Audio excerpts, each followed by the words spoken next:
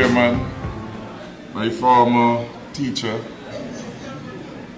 we want to thank you for so ably presiding over today's Health for Child program. Let's give Dr. Patrick Welcome a round of applause.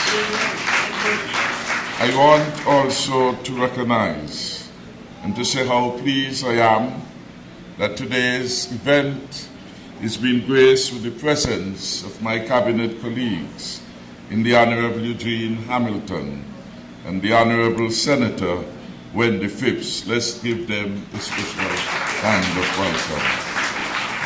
I want also to thank a good friend, Ambassador Michael Powell, who is here.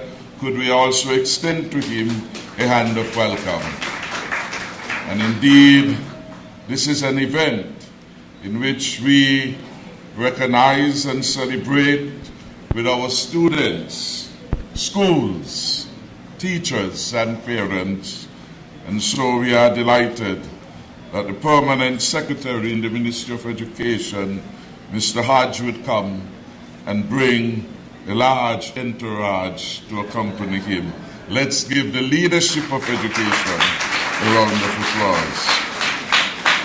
And equally, I want to recognize Permanent Secretary in the Ministry of National Security, Mr. Osmond Petty. He too was a former teacher, a teacher of maths at Kearn High School. Let's give him a hand of welcome.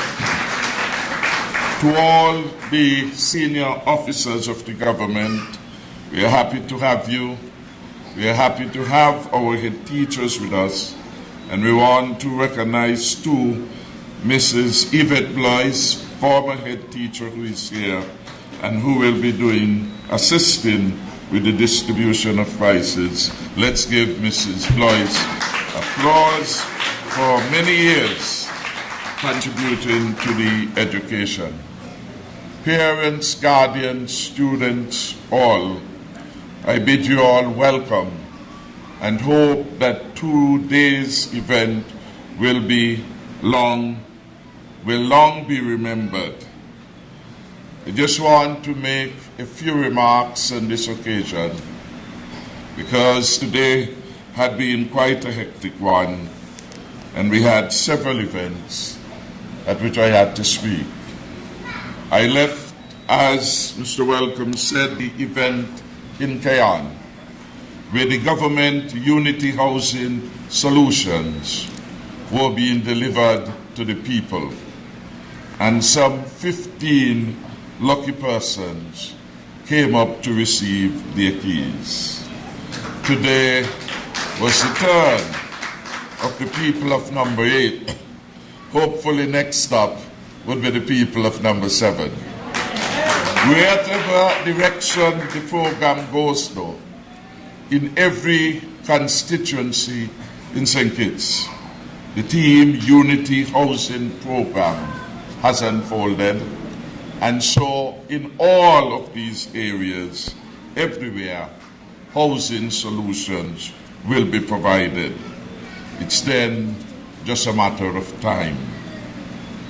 I want perhaps to draw a nexus between that event in which we are empowering people through home ownership, in which we are creating comfortable settings for family life, and what we are attempting to do today, empower our young people to be productive and responsible citizens of St. Kitts and Nevis. And I believe that is what nation building is about. Empowering the citizens to be faithful and loyal contributors to the socio-economic development of St. Kitts and Nevis. I am happy that some 14 years back, a number of persons who were close to me, when we were discussing what could we do for the people of number 7, what new thing could we introduce as part of the annual activities in which we had been engaged. There were persons who came forward and came up with this beautiful idea that we could impact upon students everywhere in the constituency by providing scholarship to those most needy. Some of these persons are still here, and one such person is and was Dr. Patrick Wellcome. Let's give him a hand of welcome.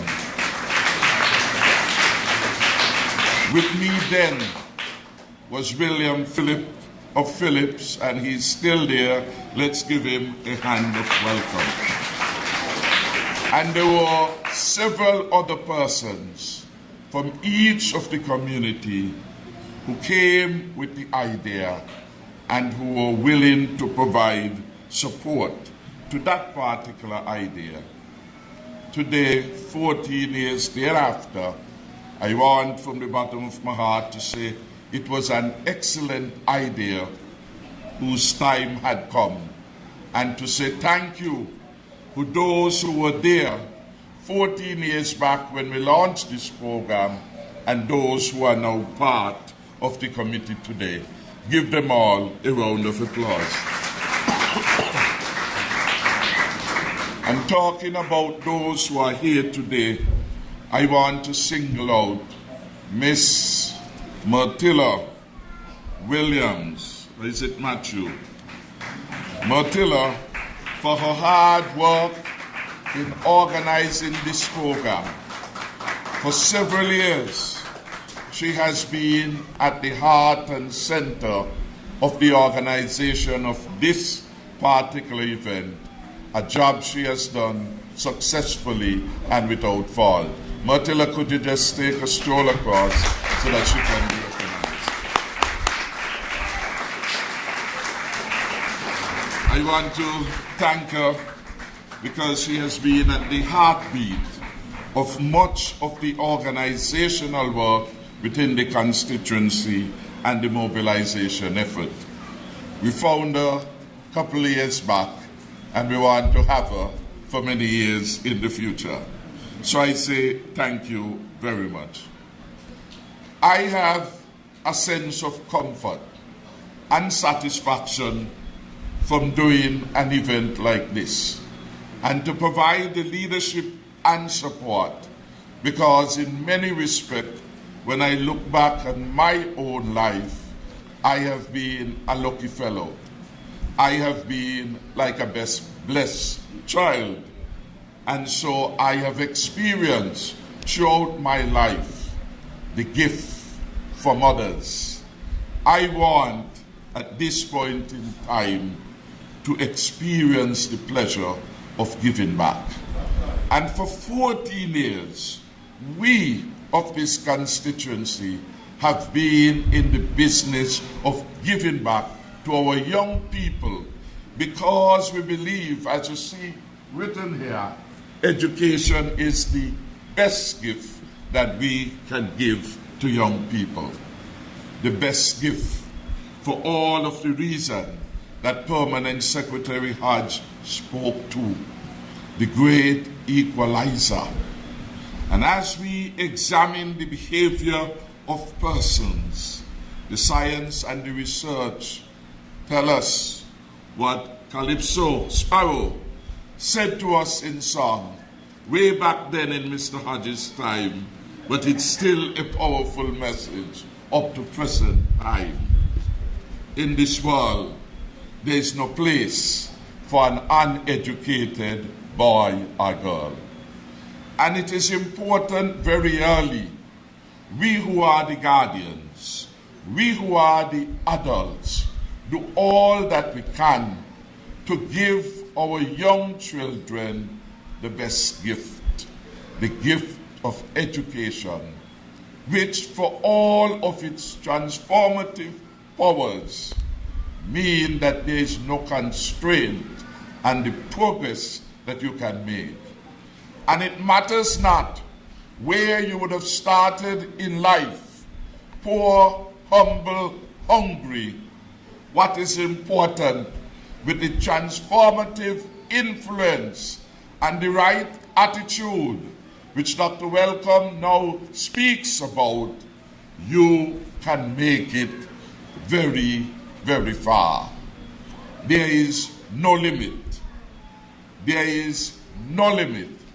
And with the right attitude, we can get to the highest altitude. And so I would hope that our giving today will inspire others to give back to in the future.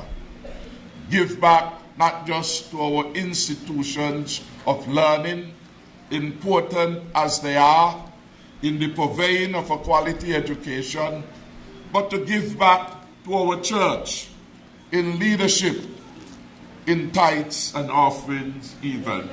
Amen to that. We want to encourage all of us to be better and more responsible citizens. I would hope that the young awardees today will give back to us in their membership in our Sunday schools. And that is very, very important, because much of what anchored me in my life, really I didn't get from going to church. And in the good old days, grandparents ruled the home. And so grandparents ensured that we went to Estrid Moravian, in which they held lifelong membership. Then we would have to come and we'll have to go to Brother Brown to Sunday school. And then we will have to go to Baptist for Sunday school. And everywhere there was Sunday school, they ensured that we go, even if we didn't want to. And I remember in those good days also, we used to get what they call treat. A little bun and cheese in a round paper bag and a drink. And we always look forward to that. I remember one Sunday going down to the play field where we now have the hard court. It was Brother Brown, Elim Chapel, that was having the event. And everybody name calling up one by one. And I didn't my name not call at all. And I recognized in the end of the day, I didn't get a treat. After that, I stopped going to Brother Brown. But I want to say though, that the messages, the golden text, as we would have called it then, helped anchored me. The things we learned from our Sunday school, to which we basically recall to rote, later on in life, they help anchor us and give us that moral compass.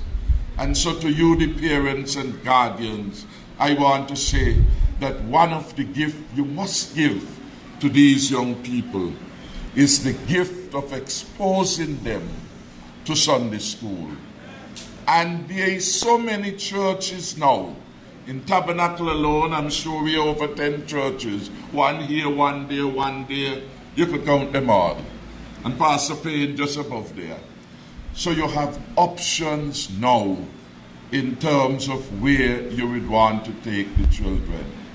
That moral anchoring is going to become critical in the way they behave, in the way they conduct themselves, in their ability to stand on their own 2 feet. Because that is going to help them to discriminate between the things that are good and those things that are bad. I want to encourage the parents and the guardians to give back to these precious children by leading them by examples. And there are times, I know, when you attempt to do that in communities like our own, in rough communities, people would want to talk ill of you. People will want to know why you don't want your child to play with theirs. People will want to know why you are insisting on certain appropriate behaviors.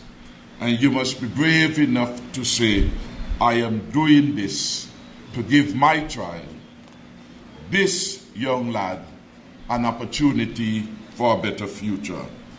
And so I want to warn the guardians that it's not all right to have persons coming into your homes who smoke drugs, who take drugs, who hold guns, and who have guns. You have to take a stand. You have to take a stand. And I want you to allow the children to grow naturally, respectfully, and for them to be able to exercise and explore all their God-given talents. This exposure to marijuana so early in their life, imposed upon them by the conduct in some of our homes, is a conduct which we must condemn.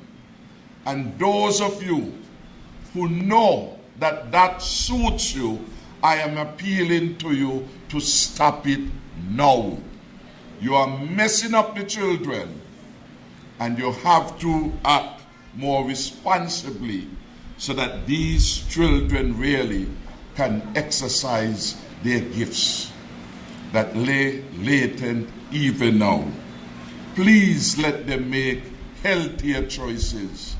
Give them the opportunity to become adults and to make that choice of life and living if that is what their preference is. But do not impose it upon them. Too many of us as parents have made our communities difficult communities in which to live, where there is gun and there is all kind of vices occurring, and we are a part of it. We are part of the gangs because we know them. We see what they are doing in our communities. We see how many innocent lives and even guilty ones are shut down in the prime of their lives. And yet we, as responsible adults, we see something, but we not say anything. We're not cooperating with the security forces.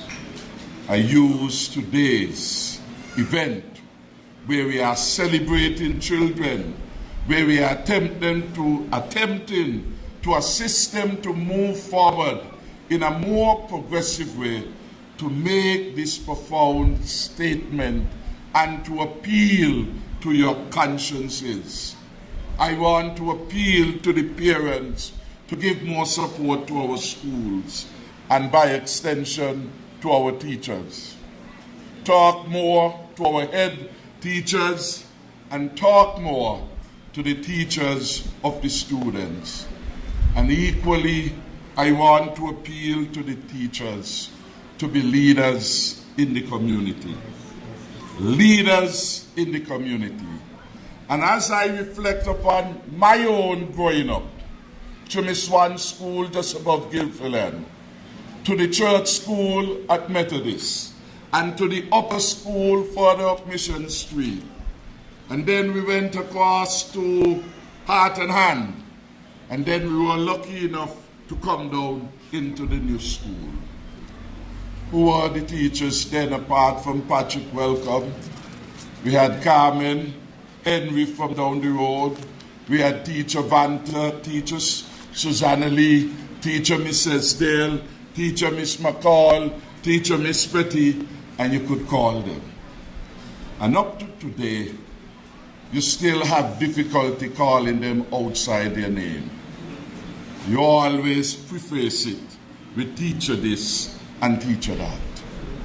The healthy respect was engineered, was cultivated, because way back then, our teachers were role models. Our teachers held a healthy distance between themselves and the students who they taught. Our teachers were not just a teacher of arithmetic and maths and drawing at the Tabernacle Primary School. They were our leaders at the Boys Brigade and the Brownies and the Girls Brigade. So you were seeing them and finding them leading the community life and the community action. And as a result of this, that reverence which we held for them was in fact perpetuated throughout our life. Teachers have to understand the communities from which children come, the psychology of education. You have to be able to look in the class and recognize the student that is lagging because there's a problem in the community, and to determine an outreach. Teachers who are of the view that they don't learn, they already learn. So they don't going to waste too much time on other people's children. They are not supposed to be in our schools. We want teachers with compassion. We want teachers of caring. We want teachers who love, because love must exude every time from the teacher. If you are really serious about it, the teacher has to be prepared to go beyond the call of duty. And that is why they say in psychology that teaching and education, and in that context, our teachers are like the weather. They can make or break the day for our students. And they have to come in the classroom understanding the power of their standing, of their relationship in the classroom, and how that can either build the interests of the students or destroy it. And so we need to ensure that we have excellent teachers everywhere in our school system, Mr. Hodge. Difficult as it is, it speaks then to the role of our education officers and our senior education officers and our chief education officers and our monitoring system in our schools, so we can assess teachers not just by the number of students who pass, but by other indicators of what a successful education to do in the transforming of our young people. I want to end on a note of gratitude that throughout my life I had been blessed, perhaps undeservingly. Blessed by the goodness and generosity of others. When I started school at Cleon High, it was one of my elder brothers. At my father's side, everybody knows I come from a very large family, for better or for worse. My father served 33 children, and so that was a large number of people to interact. One of the good things that came from having so many of us was that by the time I ready to go to first form, my brother Lionel was there to buy my school uniform. By the time I was ready to go to sixth form in Bastia, well, I already was there. I remember going into this man's shop on 4th Street, Ishmael, short-faced man, bread and cheese, bread and ham, very popular in those days. And a sister came and said, "What you doing here? How come your mother didn't send you to come by me, knowing that I'm here in town?" That sister was Vida Nisbet, then a staff nurse. That helped then to ease my burden.